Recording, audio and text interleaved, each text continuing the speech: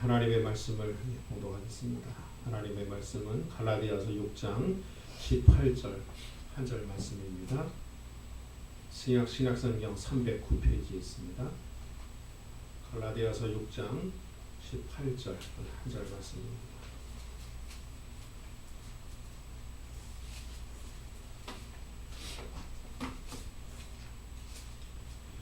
함께 봉독합니다. 갈라디아서 6장 18절 말씀입니다. 시작. 형제들아, 우리 주 예수 그리스도의 은혜가 너희 심령에 있을지어다. 아멘. 형제들아, 우리 주 예수 그리스도의 은혜가 너희 심령에 있을지어다. 이 말씀 그대로 주님의 은혜가 우리 모든 성도들에게 함께하여 있기를 먼저 주의 이름으로 축복을 합니다. 사울이라고 하는 한 청년이 있었습니다. 그는 가말리엘이라고 하는 스승을 두고 율법을 정말 열심히 공부한 율법주의자였습니다. 초대교회에 7 집사를 세웠는데 그 중에 성령 충만한 집사님이 한 분 계셨죠. 스테반이라고 하는 분입니다. 성령에 감동되어 예수가 하나님의 아들이심을 설교를 합니다. 그러자 유대 교회에 열심히 있던 사울이 볼 때에 참 저런 사울 입장에서 볼 때에 이단 사설을 말하는 저 스테반이라고 하는 사람은 죽어도 마땅하다 이렇게 생각을 했습니다. 그래서 많은 사람들을 충동질해서 돌을 들어서 스테반을 죽이게 됩니다. 스테반에게 돌을 던져서 죽이게 하는 그 자리에 사울이 있었습니다. 사람들이 자기의 겉옷을 벗어서 사울의 발 앞에 던졌습니다. 옷을 던져서 사울 앞에 두었다라고 하는 의미는 무슨 뜻이냐면 이 스테반이 돌 맞아 죽은 일에 대해서 네가 증인이다. 네가 책임져라. 이런 뜻입니다. 그러니까 사울이라고 하는 이 청년이 얼마나 율법에 열심이었는지, 그래서 초대교회에 예수가 하나님의 아들이심을 증거하는 사람을 잡아서 체포해서 감옥에 가두고 박해하는 일에 얼마나 열심이었던지 알 수 있습니다. 그가 대제사장의 체포영장을 받아서 가고 있었습니다. 어디를 갈까요? 예수 믿는 사람을 잡으러 가는 길입니다. 다메섹이라고 하는 동네에 이르렀습니다. 그러니까 사울이 혼자 가지는 않았겠죠. 주변에 병사들도 체포해야 되니까 병사들도 같이 여러 명 같이 이제 가고 있었습니다. 한 손에는 체포영장을 들고 그리고 다른 한 손에는 주먹 불끈 쥐고 의기양양해서 호기롭게 그는 다메섹에서 열심히 가고 있었습니다. 그때에 주님께서 빛으로 나타나셨습니다. 사울아 사울아 내가 어찌하여 나를 핍박하느냐. 주여 어디시오니까. 나는 내가 핍박하는 예수라. 빛으로 나타나신 예수님을 본 사울은 눈이 상했습니다. 비늘 같은 것이 눈에 생겼습니다. 그는 사람들에게 이끌려서 겨우 집으로 들어갔습니다. 3일 동안 밥도 먹지 못하고 물도 마시지 못하고 그렇게 지냈습니다. 3일 후에 주님께서 아나니아라고 하는 선지자를 보내서 사울을 만나게 합니다. 그리고 그에게 기도를 하게 합니다. 아나니아에게 안수 기도를 받은 사울은 그 눈에서 비늘 같은 것이 떨어져서 보게 되었습니다. 그리고 밥을 먹었습니다. 그리고 물도 먹고 힘을 냈습니다. 그리고 예수가 하나님이심을 그는 경험을 했습니다. 그러고 나서 그 자리에서 세례를 받았습니다. 이름도 바울이라고 하는 이름으로 개명을 했습니다. 오늘 우리가 봉독한 갈라디아서 6장 18절의 말씀은 사도 바울이 그동안 율법에서 알고 있었던 그 구원의 문제가 예수 그리스도를 통하여 이루어졌다고 하는 사실을 아주 교리적이며 논리적으로 성도들에게 알려준 그러한 편지 글입니다. 그 글을 다 쓴 후에 마지막에 안부를 묻는데 그것이 뭐예요? 형제들아, 우리 주 예수 그리스도의 은혜가 너희 각 심령에게 있을지어다. 축복을 하는 말씀으로 매듭을 짓고 있습니다. 이 말씀처럼 오늘 예배하는 이 자리에 있는 모든 성도들에게도 같은 은혜가 있기를 먼저 주의 이름으로 축복을 합니다. 사도 바울은 본문에서 주 예수 그리스도의 은혜가 있을지어다 라고 말을 합니다. 우리도 주님의 은혜라고 하는 말을 많이 씁니다. 주님의 은혜를 구한다고도 합니다. 주님의 은혜를 받읍시다 라고도 말합니다. 우리가 이처럼 즐겨서 주의 은혜, 주 예수 그리스도의 은혜라고 말할 때에 과연 이것이 무엇일까?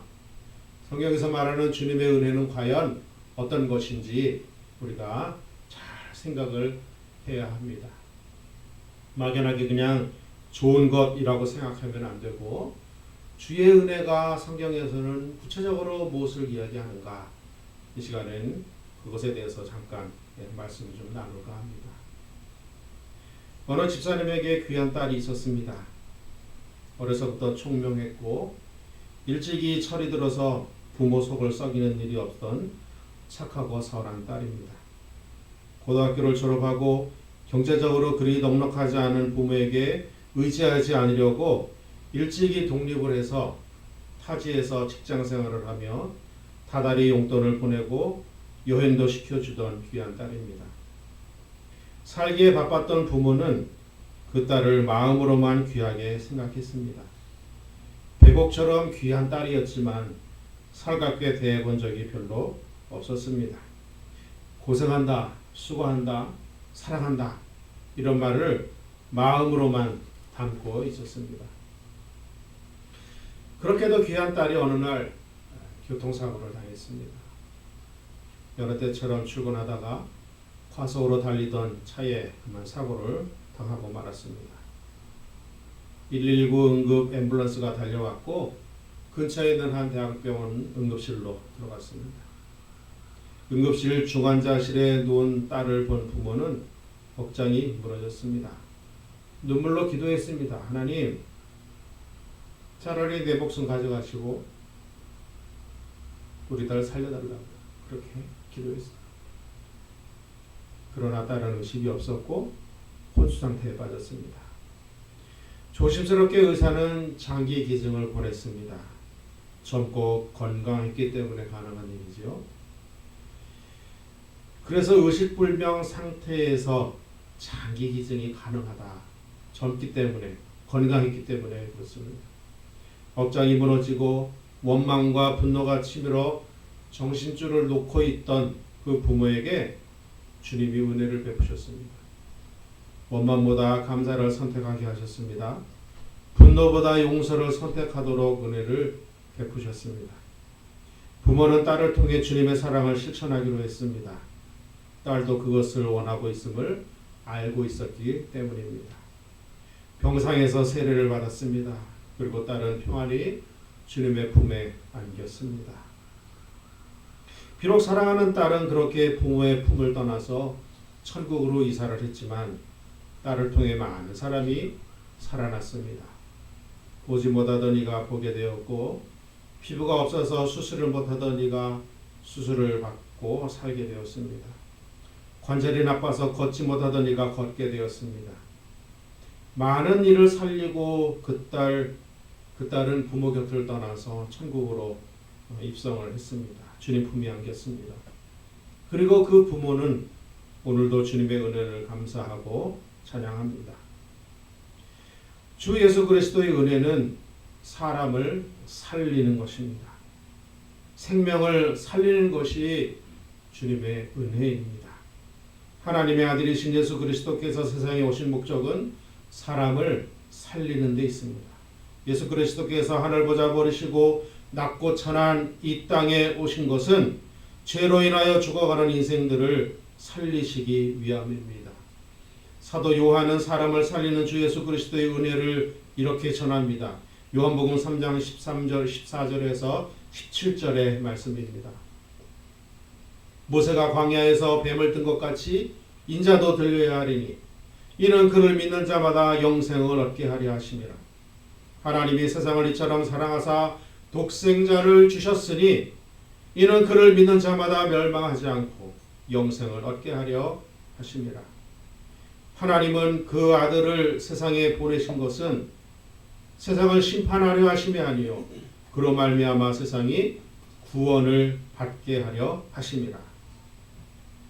이스라엘 백성이 하나님을 원망하며 광야에서 불뱀에 물려 죽게 되었을 그때에 하나님은 모세에게 놋뱀을 만들어서 나무에 달아서 그 놋뱀을 보는 이마다 살아날 것이라고 말씀하셨습니다. 저주의 상징이요 죄의 결과물이요 그래서 배척했던 그 십자가 우리의 죄의 결과로서 우리가 달려야 할 그 십자가에 대신 달려 죽으신 주 예수 그리스도 그 주 예수 그리스도를 바라보며 믿는 자마다 영생을 주시는 것 그것이 주의 은혜입니다. 사도 바울은 로마서 6장 23절에서 이렇게 선언합니다. 주의 삭슨 사방이요 하나님의 은사는 그리스도 예수 우리 주 안에 있는 영생이니라. 죄로 말미암아 죽어야 할 인생을 향하신 은혜가 영생입니다. 주님이 우리에게 주시는 은혜는 사람을 살리는 것입니다. 주님이 우리에게 주시는 은혜는 생명을 얻고 더 풍성하게 얻는 것입니다. 요한복음 10장 10절에서 주님은 친히 말씀하셨습니다. 내가 온 것은 양으로 생명을 얻게 하고 더 풍성히 얻게 하려 하는 것이라. 사랑하는 성도 여러분, 우리는 주의 은혜를 입은 사람들입니다. 우리는 이 은혜를 입은 성도들입니다. 세상이 알지 못하는 은혜를 입은 사람들입니다. 히브리서 11장 38절의 말씀처럼 세상이 감당하지 못하는 은혜를 입은 사람들입니다. 우리의 영혼이 주의 은혜로 살아났습니다. 우리의 삶이 전에는 의미 없고 무료하고 목적이 없었으나 지금은 주의 은혜로 말미암아 분명한 의미와 즐거움과 기쁨과 목적이 생겼습니다. 어둠 가운데 헤매던 우리가 빛으로 들어와 빛 안에 살게 되었습니다. 사도 바울의 고백처럼 우리가 알지 못하고 하나님에 대하여 회방자로 살았지만 알지 못하고 행하던 그때 우리를 용서하사 지금 풍성한 은혜 가운데 살게 하셨습니다. 살게 하는 것이 주님의 은혜입니다. 죽게 하는 것은 사단입니다. 절망 가운데서도 소망을 가지게 하는 것이 은혜입니다. 절망 가운데 더 절망하게 하는 것은 사단의 속삭임입니다. 사단은 죽게 합니다. 주님은 살게 합니다. 영혼을 살게 합니다. 연약한 육신을 살립니다. 낙심과 좌절과 포기와 절망을 이기게 하십니다. 어둠에서 나와 빛 가운데 행하도록 하십니다. 이 세상뿐만 아니라 영원한 심판의 자리에 있을 인생을 구원하여 영원한 천국에서 영생하도록 하시는 것이 주님의 은혜입니다. 십자가에 달려 자신은 죽고 우리를 살리셨습니다. 철저하게 낮아지셔서 우리를 거룩하게 높이셨습니다. 나를 향해 내 안으로 향하던 관심과 사랑을 밖으로 이웃을 향하도록 하는 것이 주님의 은혜입니다. 그 은혜를 우리는 입었습니다. 그 은혜를 우리는 받았습니다. 풍성하게 하시는 은혜, 넉넉하게 하시는 은혜, 감사하게 하시는 은혜, 사도 바울이 입은 은혜입니다. 환희 성도가 받은 은혜입니다. 그 부모된 집사님 교회가 받은 은혜입니다. 영생이 은혜인 줄을 믿으시기를 축복합니다. 주는 것이 은혜인 줄 믿으시기를 바랍니다. 믿음을 가지게 되는 것이 은혜인 줄 믿으시기를 바랍니다. 오늘도 변함없이 이렇게 예배할 수 있는 것이 주의 은혜인 줄로 믿으시기를 바랍니다. 두 번째로 주님의 은혜는 우리 인격을 변화시킵니다. 주님의 은혜를 입으면 생명이 우리 안에 거하게 됩니다. 변하여 새 사람 됩니다. 주님의 은혜를 받으면 변합니다. 삶이 변하고 생활이 변하고 생각이 변합니다. 말씀이 우리 안에 들어오면 싹이 나고 줄기가 나고 열매가 맺힙니다. 말씀이 살아서 우리를 변화시킵니다. 나를 위해 죽으신 주님의 삶을 생각하면 변하지 않을 재간이 없습니다. 나를 위해 세상에 오셔서 십자가에 달려 죽으시기까지 하신 주님을 생각하면 우리의 고집은 하찮은 것이 됩니다. 우리의 욕구는 초라해집니다. 그래서 주님을 생각하면 세상을 향하던 우리의 생각이 이웃을 향하게 됩니다. 그래서 주님을 생각하면 나를 향하던 나의 고집이 변하여 공동체를 향하게 되고 다른 일을 향하게 되고 이웃을 향해 나아가게 됩니다. 종교적인 열심에만 머물지 않고 조금 더 너그러워집니다. 고집에 머무르지 않고 부드러워집니다. 원망을 넘어 감사의 자리로 나가게 됩니다.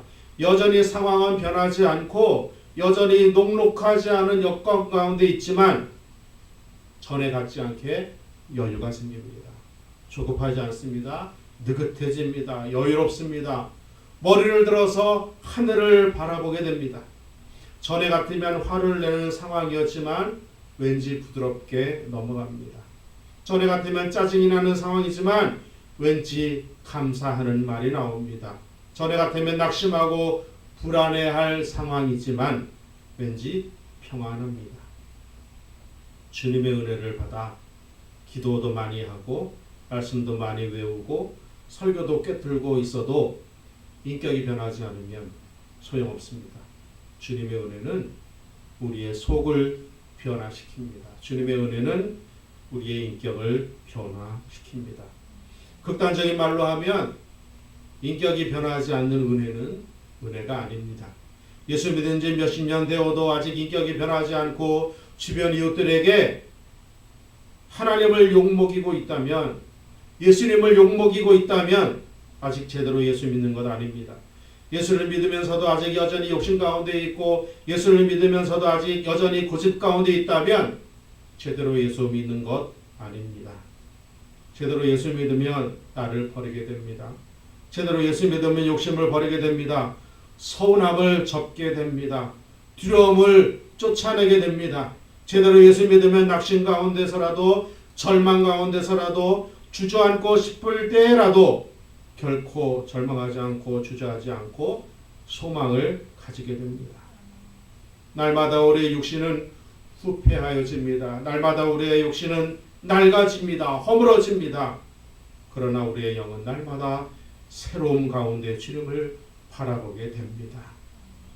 처음 기독교 신앙을 가진 초대교회 성도들을 보세요.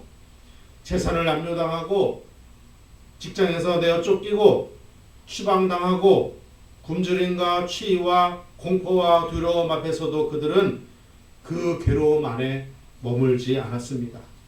오히려 그 괴로움, 그 고통, 그 공포를 넘어서 위로부터 내려오는 소망을 가졌습니다. 자신을 괴롭게 하는 이들을 위해서 기도했습니다. 자신을 추방하는 이들을 향해 축복했습니다.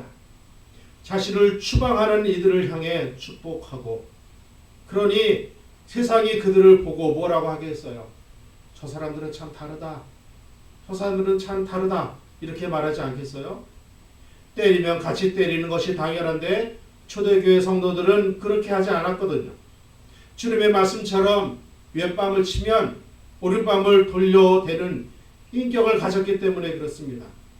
오리를 가자고 하면 십리를 동행하는 인격을 그들은 가졌습니다. 예수로 인하여 변화된 인격을 그들은 가졌습니다. 1948년 여순 반란 사건이 일어났습니다. 그때 폭도들이 예수 믿는다고 하는 이유로 많은 사람을 죽였습니다. 손양원이라고 하는 목사님의 두 아들도 그때 죽임을 당했습니다. 예수를 믿는다는 이유로 총살당한 두 아들 손동인, 손동신 대신에 총을 쏜 그 폭도를 양아들로 삼은 손양원 목사님입니다. 굳이 우리가 이 목사님의 인격을 논하지 않더라도 주님의 은혜를 생각하면 우리의 인격은 좀 변해야 되지 않겠습니까? 손양원 목사님이 쓴 글에 이런 글이 있습니다. 내가 내 아들을 죽인 그 아이를 내 양아들로 삼아서 집에서 같이 밥을 먹는데 내가 너무 힘들다. 그 아이와 함께 앉아서 밥을 먹다 보면 밥이 마치 돌 같다. 그렇게 고백했다고 합니다. 그러면 골방에 가서 기도하고 또 가서 그 아들을 보고 사랑하고 키우고. 사랑하는 성도 여러분, 인격이 변하는 것은 저절로 되지 않습니다. 그렇게 변하는 것입니다. 예수님이 십자가를 향하여 한 걸음 한 걸음 걸어가는 것처럼 우리도 변화된 인격을 위하여 한 걸음씩 걸어가야 할 것입니다. 수고와 노력이, 격언의 연습이 그래서 필요한 것입니다. 욕심이 생길 만한 일에도 욕심 좀 내려놓고, 분노가 일만한 일에도 분노 좀 누그러뜨리고, 짜증이 날 만한 일에도 짜증 좀 줄이고, 용서가 힘들 것 같은 일에도 용서를 좀 하도록 노력하고, 나눌 일이 있으면 나누고, 도울 일이 있으면 돕고, 칭찬할 일이 있으면 칭찬하고, 협력할 일이 있으면 협력하고, 그래야 하지 않겠습니까? 화난다고 화내고, 짜증난다고 짜증내고, 갖고 싶다고 욕심부려서 갖고, 포기할 줄 모르고 고집 피우고, 욕한다고 욕하고, 내가 나에게 이렇게 하니까 나도 너에게 이렇게 한다면 주님의 말씀처럼 믿음 없는 이방과 다를 것이 무엇이 있겠습니까? 주님의 은혜를 입으면 인격이 변해야 합니다. 주님의 은혜를 입으면 삶의 태도가 변해야 합니다. 다른 일을 나무랄 일이 아닙니다. 나만 변하면 됩니다. 내가 변하면 남도 변합니다. 주님의 은혜로 내 삶이 변하면 배우자가 변하고, 자녀가 변하고, 가정이 변하며 교회가 변합니다. 생명을 살리는 주님의 은혜가 우리의 인격도 살리게 되시기를 주의 이름으로 축복합니다. 세 번째로, 주님의 은혜는 우리 안에 계속 되어져야 합니다. 주님의 은혜를 입어 새로운 피조물이 되었습니다. 주님의 은혜를 입어 우리의 삶이 변했습니다. 인격이 변하고 생활이 변했습니다. 참 좋은 일입니다. 참 바람직한 일입니다. 참 훌륭한 일입니다. 그런데 더 중요한 것은 무엇일까요? 그 은혜가 지속되어져야 한다는 것입니다. 더 훌륭한 일은 이 은혜가 변하지 않고 계속 지속되어져야 한다는 것입니다. 어제도 은혜로 살았습니다. 오늘도 은혜로 살았습니다. 그렇다면 내일도 은혜로 살아야 합니다. 어제도 은혜로 인격이 변했습니다. 오늘도 은혜로 인격이 변했습니다. 그렇다면 우리가 하나님 나라에 가는 그날까지, 우리의 숨이 멈추는 그날까지 우리의 인격이 주님의 은혜로 변해 가야 합니다. 이것이 정말 은혜 아니겠습니까? 이런 상황을 빗대어 주님이 비유로 하신 말씀이 있습니다. 어떤 사람이 씨를 뿌립니다. 돌밭에도 씨가 뿌려집니다. 가시나무가 있는 밭에도 뿌려집니다. 길가에도 뿌려집니다. 그리고 좋은 밭에도 뿌려집니다. 시간이 지날수록 돌밭과 가시나무 밭과 길가에서는 싹이 납니다. 그러나 시간이 지나면 자라다가 말라서 죽습니다. 혹은 새가 먹어서 없어집니다. 그러나 좋은 밭에 뿌려진 씨는 잘 자랍니다. 시간이 지날수록 잘 자라서 열매를 맺게 됩니다. 우리 안에 은혜가 뿌려집니다. 복음의 씨가 뿌려집니다. 돌밭 같은 마음에 뿌려진 은혜는 즉시 기쁨으로 받지만 시간이 지날수록 믿음 생활이 점점 힘들다고 소홀해지고 어려워지고 그래서 결국은 열정이 식고 믿음이 식고 감사가 식고 기쁨이 식어갑니다. 좋은 밭 같은 마음의 은혜를 받아야 합니다. 주님 주시는 은혜를 받고 말씀을 듣고 새기되 좋은 밭 같은 마음으로 받고 새겨야 합니다. 그래야 지속적으로 은혜를 사모하게 되고 그 열매를 맺을 수 있게 됩니다. 말씀을 들을 때에 아멘 하면서 받아야 합니다. 동의하는 마음으로 받아야 합니다.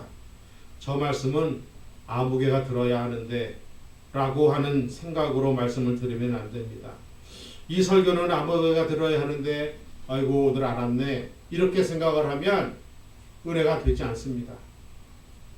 하나님께서 나의 삶을 위해 주시는 말씀이라고 생각하고 들어야 은혜가 됩니다. 하나님께서 나의 인격을 위해 주시는 말씀이라고 여기고 받아야 나를 살리게 되고 나를 세우는 말씀이 되고 은혜가 됩니다. 우리 안에 주님의 은혜가 계속 유지되기를 주의 이름으로 축복합니다. 오늘 은혜를 받고 내일 시드는 것 말고 오늘도 은혜로 충만하고 내일도 은혜로 충만한 삶이 되기를 축복합니다. 사도 바울은 빌립보서 1장 6절에서 이렇게 말합니다. 너희 안에 착한 일을 시작하시니까 그리스도 예수의 날까지 이루실 줄을 우리는 확신하노라. 우리 안에서 은혜의 일을 시작하신 주님께서 우리 안에서 믿음의 일을 시작하신 주님께서 주님이 이 세상에 다시 오시는 그날까지 우리의 도움이 식어지는 그날까지 그 은혜를 온전하게 이루어 주시기를 간절히 축복합니다. 생명은 지속되어져야 합니다. 인격이 성숙되는 일은 계속되어져야 합니다. 오늘도 은혜로 살고 내일도 은혜로 살아야 합니다. 오늘도 풍성한 은혜 가운데 머물러야 하고 내일도 풍성한 은혜 가운데 머물러야 합니다. 그러기 위해서는 우리 스스로 좋은 밭이 되어야 합니다. 말씀을 감사로 받아야 합니다. 내가 처한 환경과 내가 경험하는 모든 상황들조차 감사로 받으면 버릴 것이 없습니다. 은혜가 계속됩니다. 어떤 경우에라도 나를 가장 좋게 하실 분이 우리 주님임을 확신하고 나아가야 합니다. 그러면 은혜가 됩니다. 모든 것을 감사로 여겨도 감사로 여기며 받으면 그게 은혜가 됩니다. 오늘 있다가 내일 아궁이에 던져질 들불도 먹이시는 우리 아버지께서 우리 자녀된 성도들에게 가장 좋은 것을 주시지 않겠습니까? 하늘을 나는 참새도 먹이시는 아버지께서 그의 사랑하는 자녀들에게 가장 좋은 것을 예비해 주지 않으셨겠습니까? 괴로움은 오늘로 마치고 은혜는 늘 넘쳐나야 합니다. 나를 힘들게 하고 나를 괴롭게 하고 나를 넘어지게 하는 것들은 오늘로 정리하고 오늘로 벗어버리고 풍성하게 되신 주의 은혜로 생명이 살아나고 인격이 변화되며 주님 세상에 오시는 그날까지 계속 되어져야 할 것입니다. 말씀을 맺겠습니다. 사도 바울은 성도들을 향하여 주 예수 그리스도의 은혜가 심령에 있기를 축복했습니다. 주 예수 그리스도를 고백하는 모든 성도들에게 축복합니다. 초대교회 당시에 이 말씀을 받은 갈라디아 교회 성도들에게만 해당하는 것이 아니고 오늘날 이 말씀을 읽고 듣고 받는 모든 성도들에게도 동일한 은혜가 있습니다. 주님의 은혜는 사람을 살리는 것입니다. 죽은 영혼을 살리고 연약한 육신을 회복시키며 낙심한 마음을 일어나게 하고 움켜쥐고 있던 손을 펴서 이웃을 잡게 하는 살리는 은혜입니다. 이 은혜가 우리에게 임했습니다. 주 예수를 그리스도로 고백하는 우리는 죄에서 구원받아 산 영이 되었습니다. 날마다 구원의 기쁨을 경험합니다. 날마다 새로워진 삶을 경험합니다. 어둠에서 벗어나 밝은 빛을 경험합니다. 진리 안에서 자유를 누리며 새 생활을 합니다. 인격이 변했습니다. 움켜쥐고 고집 부리며 불만과 원망의 삶을 살던 과거에는 그렇게 살았지만 지금은 옛사람의 일을 버리고 하나님의 거룩함을 입은 그렇게 사는 성도가 되었습니다. 교회 안에 공동체를 만들고 나누며 돕고 그렇게 천국을 경험하며 삽니다. 이 살게 하는 은혜, 인격을 변화시키는 은혜가 우리 안에 계속 되어져야 합니다. 오늘도 은혜로 살고 내일도 은혜로 살아야 합니다. 잠시 경험하는 천국이 아니라 우리가 하나님 앞에 가는 그날까지 경험하는 천국, 경험하는 은혜가 되어야 합니다. 사랑하는 성도 여러분께 이 은혜가 충만하시기를 축복합니다. 살리는 은혜가 충만하시기를 축복합니다. 인격을 변화시키는 은혜가 충만하시기를 축복합니다. 오늘도 내일도 계속해서 우리 가운데 이 주 예수 그리스도의 은혜가 충만하기를 주의 이름으로 축복합니다. 기도하겠습니다. 하나님 아버지의 은혜를 감사합니다. 주 예수 그리스도의 은혜가 우리 가운데 충만하게 하옵소서. 그 은혜가 우리를 살리게 하시고 그 은혜가 우리를 변화시키게 하시며 우리가 하나님 나라에 가는 그날까지 이 땅에 사는 동안 늘 우리 가운데 있게 하여 주시옵소서. 감사드리며 예수님의 이름으로 기도하옵나이다.